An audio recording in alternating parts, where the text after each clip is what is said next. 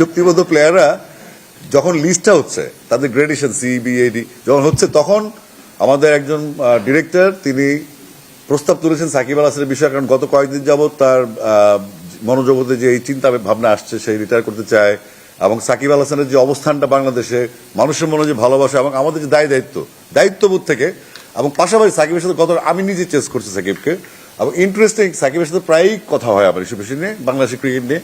But সেই ইচ্ছা পোষণ করার পর আমরা আলোচনা করেছি।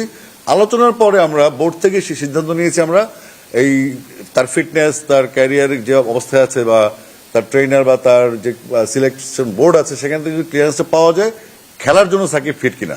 তারপরে যে প্রশাসনিক ইস্যুগুলো আছে সেটা আগেরবার যেমন সমস্যা দেখা দিয়েছিল তখন আমরা ছিলাম না।